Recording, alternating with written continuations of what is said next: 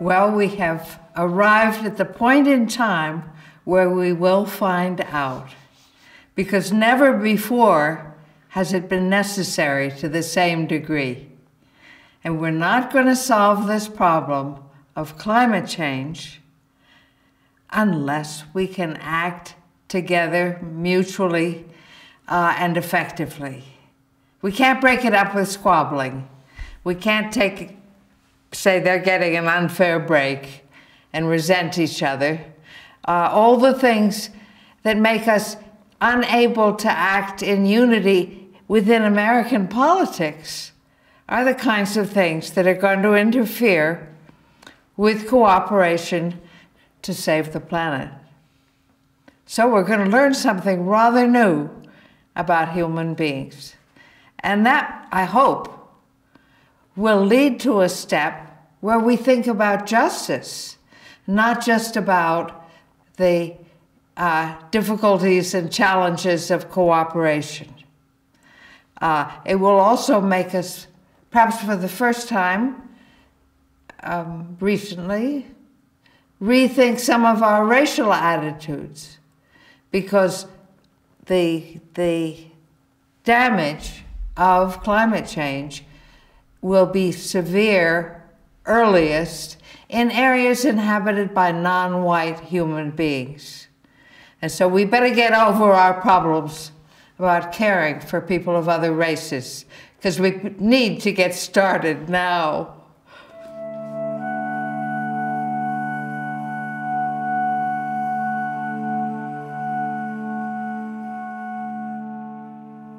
I don't know. We don't know yet. That's part of the big challenge. But of course, the failures of thinking together have been with us for a very long time. The failure of empathy that made us turn human beings into slaves, that led to the Holocaust. You see, it isn't just that we risked harming the planet, which will affect all the people on it. It's that for the first time, we have to behave in some kind of unison. We have to agree to cooperate and sustain that, and it's not going to be comfortable.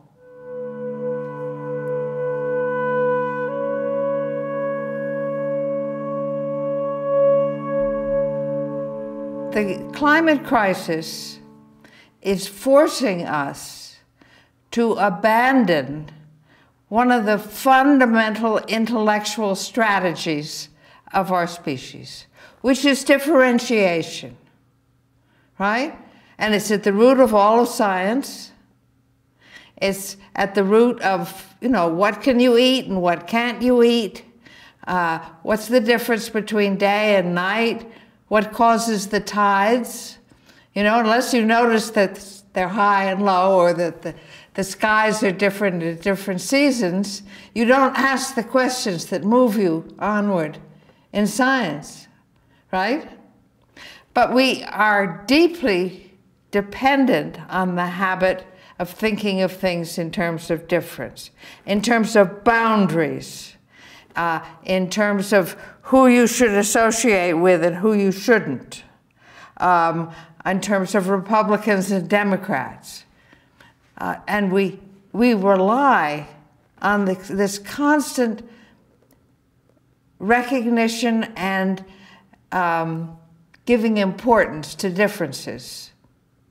And so something that has been critical in the inventions that we rely on also interferes with our capacity to cooperate. And we've got to get over it. They're talking about the islands in the South Pacific being drowned. And we've got to think of the people that live on those islands as like us. But we've got to think of trees as like us, because trees are dying, and we die. We have to think of the ocean as like us, to learn to empathize with an ocean because the goal is to empathize with the whole planet.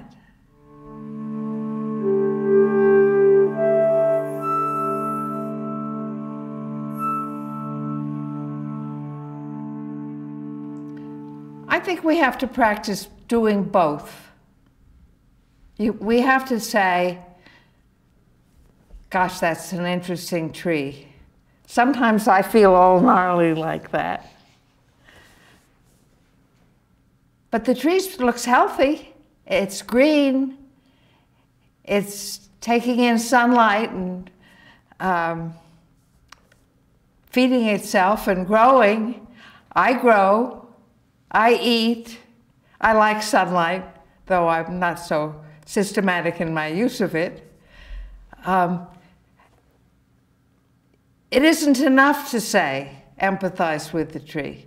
You have to go back to the differences and see them, and then realize that to understand a tree, you have to look at both. And think of Lovelock's work on the Gaia hypothesis, teaching people to empathize with the planet as if it were a living female person. Well, I think he was very smart to make the planet the opposite sex from him, because we can't deny the differences, and we have to value the differences. And yet, it's really important to think of the planet as living, suffering, changing, self-correcting. That's the most important thing of all, isn't it? Some capacity to self-correct.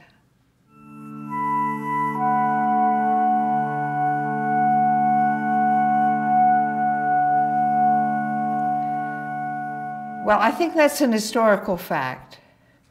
I think that ecology got into schools when children started worrying about whales. And then they went on from whales to elephants and other wonderful creatures.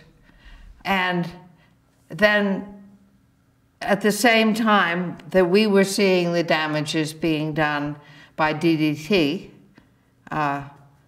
leading to a silent spring, and teachers putting this together for children took the stories of the destruction of the, what are they called, charismatic megafauna, that wonderful phrase, that made children care more about whales than, say, snails. But then it began spreading out.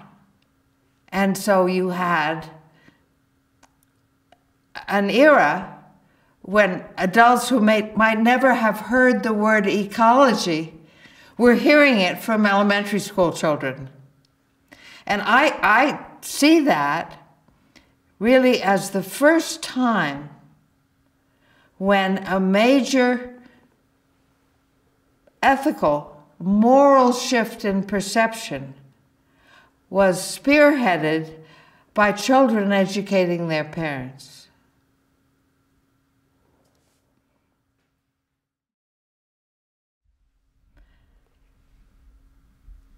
Well, I'm sort of habitually hopeful. I think the enthusiasm about the environment among young people, urban young people, very young children, that we're afraid to go outside alone in too many places, is a very important factor. The second thing is that people think about time in relation to generations. And we are a society that lives longer, but acts faster. We don't think. We live longer and think shorter.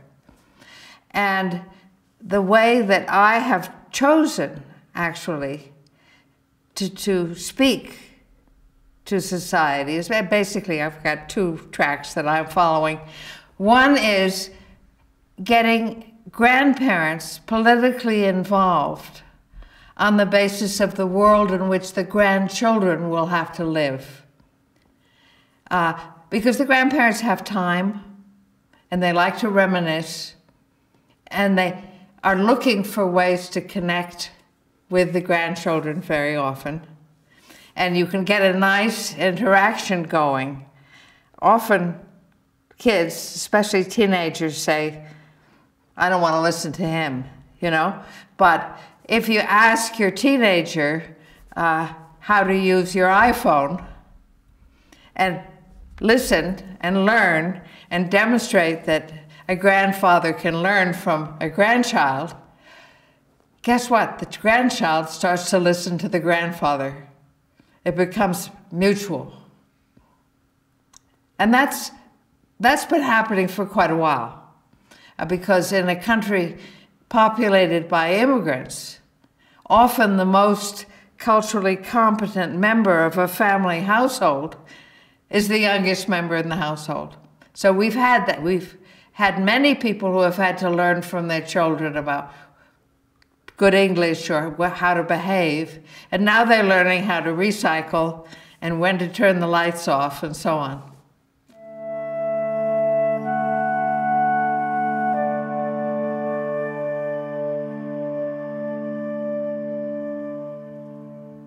I think the amount of human nastiness it is likely to reveal, it is going to test, you know, do we deserve to live on this planet? Can we share?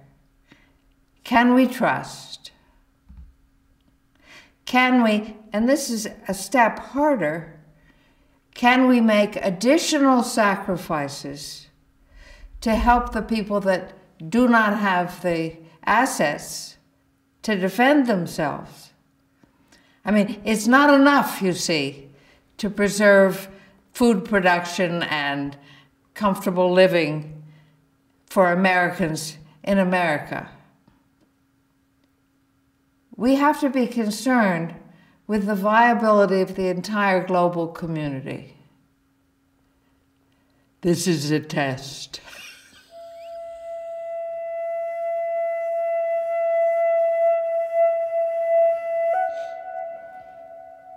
I don't know. I think there's motion. But I think fear is an insufficient motivation.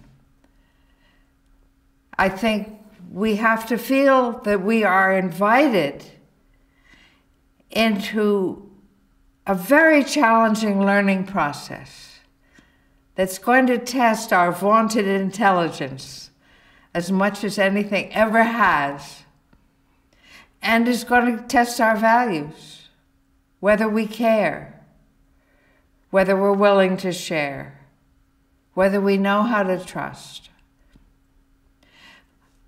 And what I'm hoping is that people will begin to look beyond the disruptions that are going to happen and say, as we act to alleviate the stresses on the environment, we're going to learn so much about other people and about the planet and about ourselves that it's going to be maybe similar to what happens to someone who is sent to fight in a foreign war, and who he learns what fear is about, he learns what danger is about, but he also, we know, learns something about comradeship, and about friendship when you're fighting as a unit and you have to work together. And nobody ever goes to fight overseas and comes back unchanged. You just hope the balance is on the good side. So if we get through this process, and as many everybody now understands that a lot of it is already built in because the CO2 is all around us. It doesn't go away, or at least not for a very long time. So it's going to happen. So what we have to do, we have to hope we succeed in slowing the process, reversing it, and surviving it. But we also have to hope that we come out of the stresses and strains of addressing climate change as a more united species, a more compassionate species, and a more just species. We might even grow up.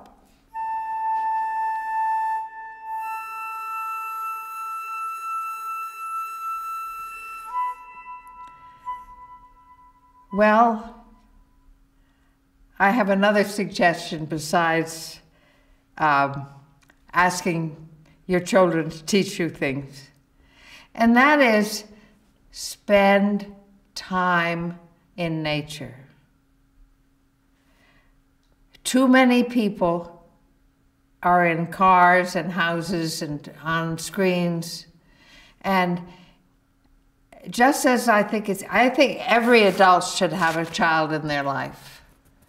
And if we did, it doesn't have to be your child, it can be your sister's child or your neighbor's child or a school child where you help out at the school or a teacher. But I think every adult should have a child in their life and should spend some time outdoors through the year. And oddly enough, it's great to get into a forest. It's great to get on the seashore. But it's also great to look at the trees that are surviving in the cities and the hawks that make nests high up on the skyscrapers and enjoy their beauty, wish them luck, but also realize that coexistence is possible, and in fact is the only way that life can exist on the planet, is by an incredibly complicated pattern of coexistence and interdependence. Enter, into, inter.